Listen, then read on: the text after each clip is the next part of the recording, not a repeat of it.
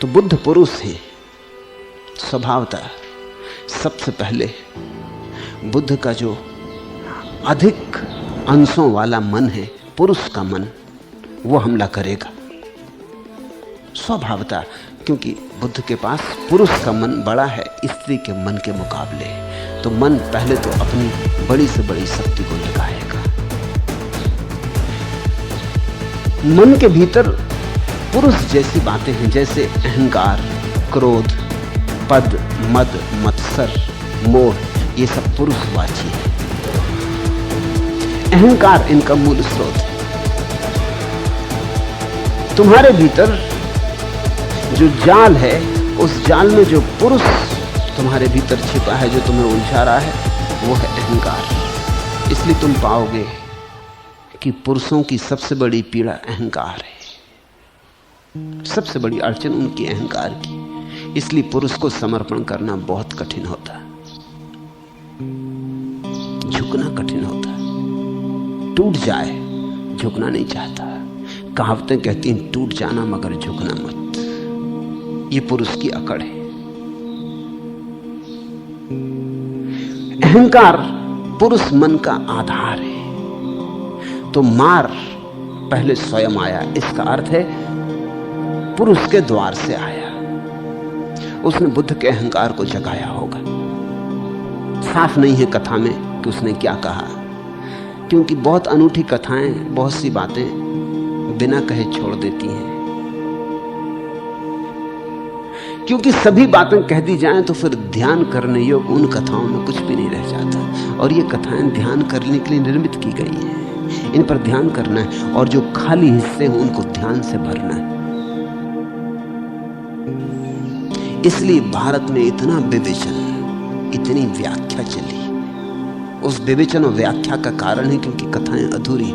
ईसाईयत के पास ऐसी व्याख्याएं नहीं है, न इस्लाम के पास ऐसी व्याख्याएं। कुरान पर कोई अच्छी व्याख्या हुई ही नहीं, क्योंकि कुरान ने कुछ खाली छोड़ा नहीं, सब कुछ कह दिया। बेकार की बातें भी कह दी जो कि कुरान में नहीं होनी चाहिए थी।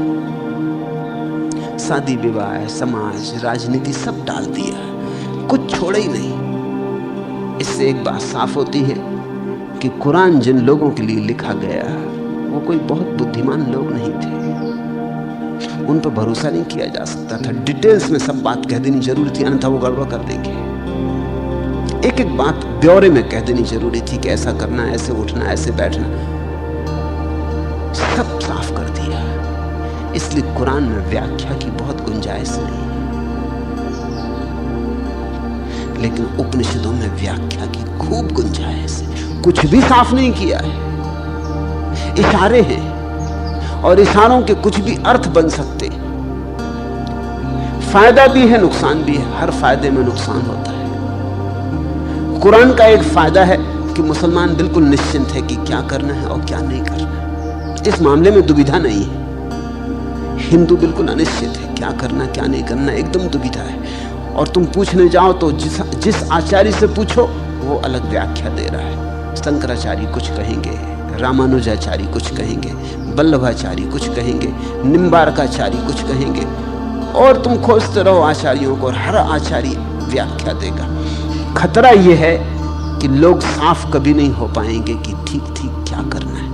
और फायदा यह है कि ध्यान के लिए बड़ी सुविधा है, सोच विचार के लिए बड़ी गुंजाइश है। इसलिए इस्लाम में बहुत विचार पैदा नहीं हो सका। मुसलमान सीधा साधा आदमी है, जो करने योग्य करता है, जो नहीं करने योग्य नहीं करता। जो बात उससे कही उसको लकीर की फकीर की तरह मान के चलता है, लेकिन बहुत विचार का जन्म नहीं हुआ। हिंदुओं जैसा चिंतन पैदा नहीं हुआ, होने का कारण ही नहीं था। चिंतन तो वहीं पैदा होता है जहां खाली जगह छोड़ दी गई है, जिन्हें तुम्हें भरना होगा। तो भारत में जो भी कथाएं रची गई हैं उनमें बड़े रिक्त स्थान हैं। जैसे पहले मार ने हमला किया, लेकिन उसने क्या किया हमले में, ये बात नहीं कही गई। ये सोचनी पड़ेगी। मार यानी पुरुष, पुरुष यानी अहंकार। तो उसने बुद्ध के अहंकार को गुदगुदाया होगा कि अरे तेरे जैसा तपस्वी कोई भी नहीं, तू महातपस्वी, तू तपस्वियों का तपस्वी, प्रसन्न हो जा, तेरे जैसा कभी ना हुआ ना कभी होगा। उसने बुद्ध को खूब फुसलाया होगा, उसने बुद्ध को खूब समझाया होगा कि धन्य भाग कि तेरे दर्शन हो गए, मैं तेरे चरणों में झुका हूं। उसने बुद्ध के अहंकार को मक्खन लगाया होगा। यह कथा का अंश छूटा है, यह इंसाफ नहीं है। उसने चमचागिरी की होगी, उसने इस कोने उस कोने से बुद्ध को कहा होगा अरे धन्य भाग, लेकिन उसे मात खानी पड़ी, मार को मार खानी पड़ी। बुद्ध चुप रहे, बैठे रहे, कुछ भी न बोले। उसकी प्रशंसाओं का कोई परिणाम न पड़ा। उसने क्या कहा वो जैसे बहरे कानों पे पड़ा। बुद्ध अडिग रहे, जरा डमाडोल न हुए। और जब कोई आदमी ऐसी अवस्था में हो अडोल कि पुरुष के द्वारा, अहंकार की प्रतिष्ठा के द्वारा उसे न हिलाया जा सके, तो फिर दूसरा उपाय है कि उसको हिलाने के लिए कुछ स्त्रीण उपाय खोजे जाएं। क्योंकि जहां पुरुष हार जाता वहां स्त्री अक्सर जीत जाती। तुमने देखा दुनिया के बड़े से बड़े पुरुष, नेपोलियन, सिकंदर, युद्ध के मैदान पर बड़े पुरुष, लेकिन घर आके एक दुबली पतली स्त्री से हार जाते।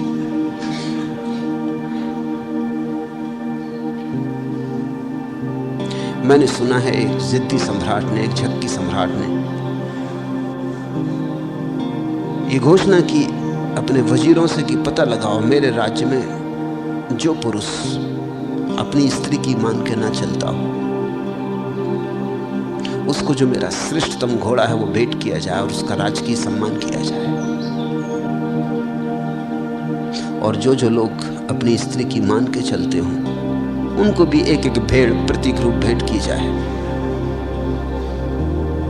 तो वजीरों का एक समूह राजधानी में पता लगाने गया, जिससे भी उन्होंने पूछा कि आप अपनी पत्नी से डरते हैं,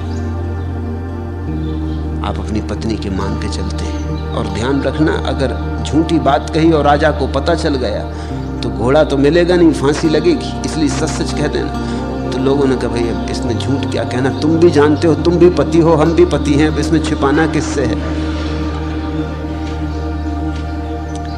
तुम नाहक की खोज में निकले, ऐसा पति कहां मिलेगा।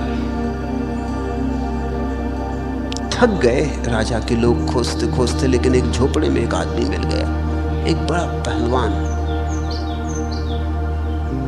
अपने बैठा हुआ भांग घोंट रहा था।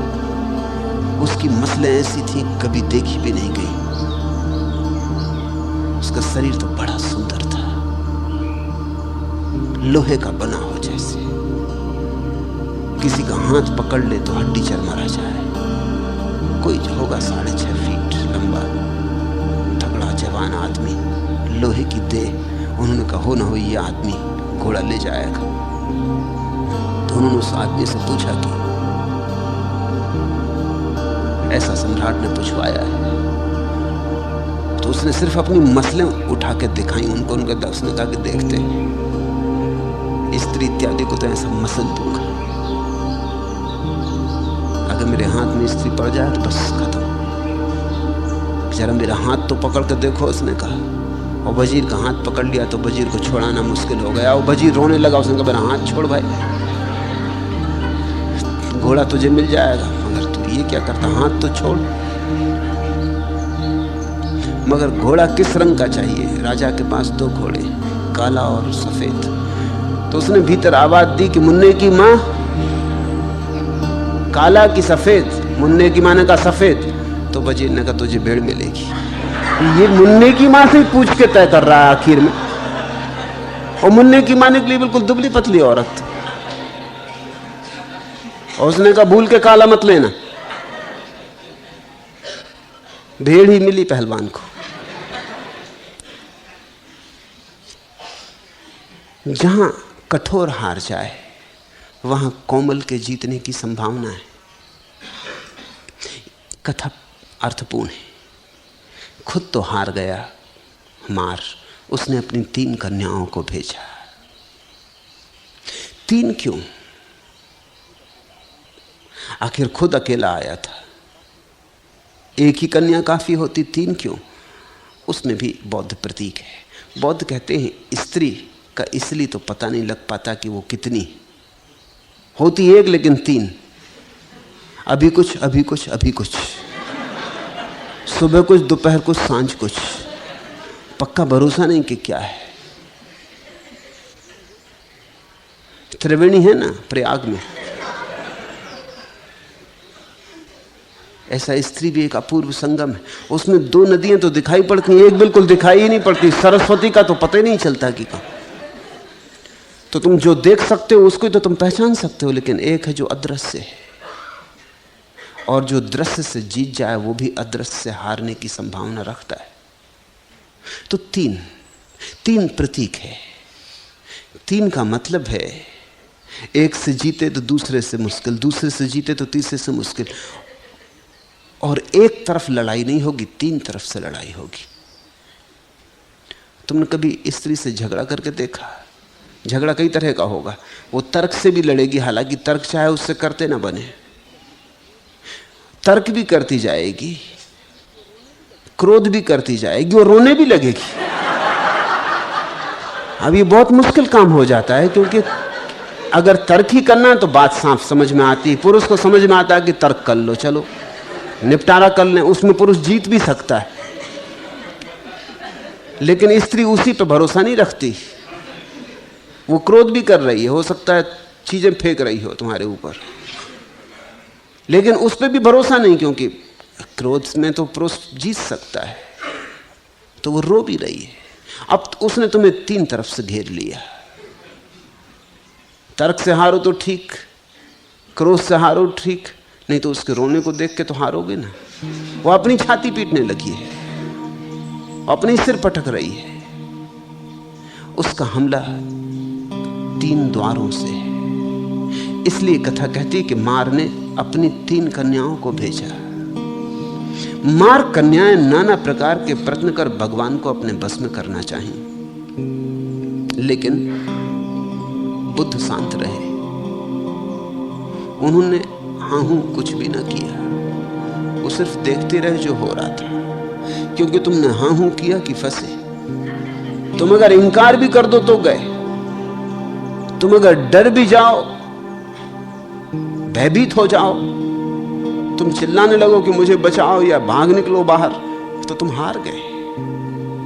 नहीं, वो बैठे रहे जहां बैठे थे, जैसे थे वैसे बैठे रहे, जैसे कुछ हुआ ही ना हो। जैसे ये सब उनके आसपास जो हो रहा था, तीनों तरफ से कन्याएं खींचने लगी, सुंदर होंगी, रूपवती होंगी, सुगंध आती होगी उनके जीवन से, उनकी देह अपूर्व होगी, मगर वो बैठे रहे। उन्होंने जरा भी स्वीकार भी ना किया कि कोई है चारों तरफ। भगवान शांत रहे, शांत का यही अर्थ होता है, जैसे कोई है ही नहीं, ऐसे अकेले रहे। न मोहे न क्रोधे, 2 चीजों का ख्याल रखना है। दोनों में आदमी फंस जाता है। जिसको तुम संसारी कहते हो वो मोह जाता है, जिसको तुम सन्यासी कहते हो वो क्रोध जाता है। या तो मोह या क्रोध हो, मगर दोनों हालत में आदमी स्त्री से हार जाता है। लेकिन भगवान के संबंध में कहा कि न मोहे न क्रोध है, और जहां मोह नहीं क्रोध नहीं, वहां फिर कोई परिणाम नहीं हो सकता। वहां शून्य निर्मित हो जाता है। शून्य को कैसे रिझाओगे? क्रोध किया तो अहंकार आ गया, मोह किया तो भी अहंकार आ गया। तो तुम्हारे जो ऋषि मुनि नाराज हो गए वो भी हार गए, जो ऋषि मुनि नाराज न हुए, प्रसन्न हो गए, वो भी हार गए। बुद्ध शून्यवत रहे, शांत रहे, उन्होंने उपेक्षा रखी। उपेक्षा बौद्धों का अपना शब्द है। उपेक्षा का अर्थ है उन्होंने कोई भी अपेक्षा न रखी। ये स्त्रियां यहां नहीं होनी चाहिए, ये भी अपेक्षा न रखी, क्योंकि ये भी अपेक्षा हो कि ये स्त्रियां यहां नहीं होनी चाहिए तो फिर उपेक्षा नहीं रह जाती। फिर तुम्हारे मन में संबंध जुड़ गया, फिर तुमने एक संबंध बना लिया कि नहीं होना था, जो नहीं होना था वो हुआ।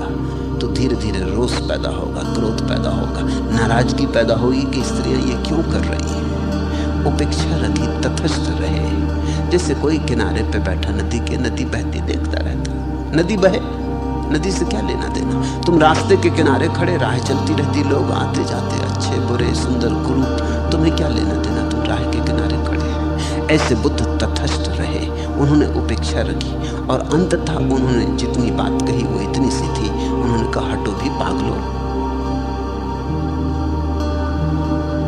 क्या देखकर इतना प्रयत्न, इतना श्रम कर रही हो। बुद्ध ने अनूठी बात कही, कहा कि पागलो हटो भी। दया की, पागल का, नाराज ना हुए, न मोहे, अनुकंपा जतलाई। अनुकंपा के सामने काम वासना एकदम हार जाती। अनुकंपा जतलाई, कहा हटो पागलो, क्या देखकर इतनी मेहनत कर रही हो। यहां कुछ भी तो नहीं है, यह हड्डी मांस मज्जा सब सूख गई है, यहां भीतर भी कोई नहीं है। तुम किसके लिए यह नाच गान आयोजन कर रही हो, किसको रिझाना चाहती हो। जिसको रिझाती वो तो जा चुका। क्या तुम्हें राग रहितों से कभी तुम्हारी कोई पहचान नहीं हुई। क्या तुम्हारे जीवन में कभी ऐसा मौका नहीं आया कि तुमने कोई वीतराग देखा हो। तो तुम देख लो, वीतराग पर तुम्हारा कोई प्रयत्न काम ना आएगा। तथागत तो राग रहित हैं, राग आदि प्रहीन हैं, किस कारण तुम उन्हें अपने वश में करोगी। बचे ही नहीं है तो वश में क्या करोगी। तुम्हारी मर्जी, तुम्हें उछल कूद करनी है तुम अपनी करती रहो। लेकिन इतना तुम्हें कह दूं कि तुम नाहक का श्रम कर रही हो, थकोगी, परेशान होगी, अपने घर जाओ, विश्राम करो। ऐसा बुद्ध ने कहा। उस समय उन्होंने ये पहले 2 पद कहे, अब तुम्हें पदों का अर्थ साफ हो जाएगा। ये गाथाएं कहीं, यस जित नाव जियति जित मस नोयति कोचि लोके तम बुद्धम अनंत गोचरम अपदम केन पदेन नेसत। जिसका जीता कोई अनजीता नहीं कर सकता और जिसके जीते को कोई दूसरा नहीं पहुंच सकता, उस अनंत दृष्टा और अपद बुद्ध को किस पथ से ले जाओगे। कई बातें समझने जैसी। बुद्ध कहते हैं जिसका जीता कोई अनजीता नहीं कर सकता। जो तुमने संयम से जीता हो उसको तो अनजीता किया जा सकता है, संयमी का संयम तोड़ा जा सकता है, लेकिन जिसने बोधपूर्वक जीता हो उसको फिर तोड़ा नहीं जा सकता। जिसने जबरदस्ती अपने जीवन में आचरण उठा लिया हो, बना लिया हो, आरोपित कर लिया हो, उसके आचरण को तो तोड़ा जा सकता है, क्योंकि भीतर तो अभी भी वासना मौजूद होगी। बीच में एक आचरण की परत है, उसमें छेद भर करने की जरूरत है। भीतर जो सोया है, दबा पड़ा है, उसे उठाया जा सकता है। लेकिन बुद्ध की तो सारी प्रक्रिया यही है कि दबाना मत, दमन मत करना, जाग कर देखना, होश से देखना, और धीरे धीरे होश में ही जल जाए वासना, तो जो शेष रह जाए उस निर्वासना में ही भरोसा है। जिसका जीता कोई अनजीता नहीं कर सकता, फिर उसको कैसे अनजीता करोगे। जिसकी वासना दग्ध हो गई बोध से, होश से, ध्यान से, उसको कैसे अनजीता करोगे। यस जित नाव जियति जित मस नोयाति कोचि लोके। और जिसके जीते को कोई दूसरा पहुंच ही नहीं सकता, बोध के उस शिखर पर तो केवल बुद्ध ही पहुंच सकते। तो ये स्त्रियां जो उनके आसपास नाच रही हैं, ये तो वहां पहुंच ना सकेंगी उस शिखर पर। जहां तुम पहुंच नहीं सकते वहां से किसी को डिगाओगे कैसे। कोई बुद्ध ही पहुंच सकता है उस शिखर पर, और बुद्ध तो किसी बुद्ध को क्यों डिगाना चाहेगा। बुद्धू वहां पहुंच नहीं सकते। तो तुम खाई खंदक में शोरगुल मचाते रहो, इससे कुछ फर्क ना पड़ेगा। उस अनंत दृष्टा और अपद बुद्ध को किस पथ से ले जाओगे? और उन्होंने कहा कि पागलो, ये भी समझो कि तुम अगर मुझे ले जाना चाहो वासना में, संसार में, मेरे पैर टूट गए, अपद हो गया हूं। कभी तुमने ख्याल किया तुम्हारी वासना ही तुम्हें चला रही है, वही तुम्हारा पैर है? इसलिए तो परसों मैंने अंगुलीमाल की कथा में कहा कि बुद्ध ने कहा, पागल, मेरा चलना तो बहुत पहले रुक गया, तू ही चल रहा है, तू रुक। और अंगुलीमाल बैठा हुआ धार दे रहा था, चल नहीं रहा था, और बुद्ध चल रहे थे। तम बुद्धम अनंत गोचरम अपदम केन पदेन नेसस्त। तो बुद्ध ने जब यह कहा कि मुझ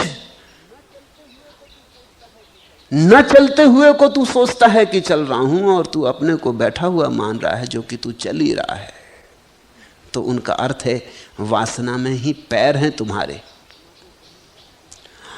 आत्मा तो कहीं जाती ही नहीं, आत्मा तो अपने घर में ही है सदा, भीतर ही विराजी, उसके कोई पैर ही नहीं कहीं चली जाए। वासना जाती है और वासना कभी घर नहीं आती। वासना आवारा है, वो घूमती रहती, चक्कर ही मारती रहती, वो कभी घर नहीं लौटती। और आत्मा सदा घर में विराजमान है, वो कभी घर से बाहर जाती नहीं। तो जब तक तुम वासना के प्रभाव में रहोगे, तुम्हें भीतर जो पड़ा है उसका पता ना चलेगा। तुम वासना के कंधों पर बैठ के भटकते रहोगे। वासना में ही तुम्हारे पैर हैं। बुद्ध तो अपद कहते अपने को कि मेरे तो पैर टूट गए। पागलो, जरा देखो भी तो, अब तो मुझे ले जाना भी चाहो तो कैसे? अब चलने वाला बचा नहीं है, अब चलने की वृत्ति ही जा चुकी है। अब मुझे ना कुछ पाना है ना खोजना है, तो मुझे तुम प्रलोभित कैसे करोगे? अपने जाल में सबको फंसाने वाली तृष्णा जिसे नहीं डिगा सकती, उस अनंत दृष्टा और अपद बुद्ध को किस पथ से ले जाओगे? तृष्णा का जाल था, तब तक तुम अगर आई होती तो जरूर मैं प्रभावित होता, लेकिन अब तो तृष्णा का जाल ना रहा। अब तो मैंने भरी आंखों देख लिया कि संसार में कुछ भी नहीं है। अब तो संसार में कुछ भी नहीं है, ये मेरी दृष्टि हो गई। इसलिए वो कहते हैं उस अनंत दृष्टा को, अब तो मैं अनंत रूपेण दृष्टि को उपलब्ध हुआ हूं। अब तो मेरी आंखें समग्र को देख रही हैं, आर पार देख रही हैं। अब मेरा बोध पारदर्शी हुआ है।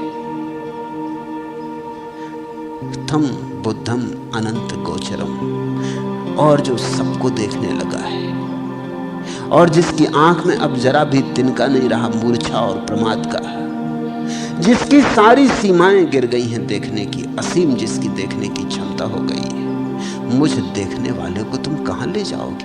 अंधों को तुम ले जाती रही हो। अंधों को तुम्हारी जरूरत है क्योंकि वो चाहते हैं कोई इसका सहारा मिल जाए। मेरी आंख खुल गई, अब तुम मुझे ना ले जा सकोगी। अब तुम्हें उछल कूद करनी हो तुम करो। ऐसी परिस्थिति में बुद्ध ने ये गाथाएं कही थी।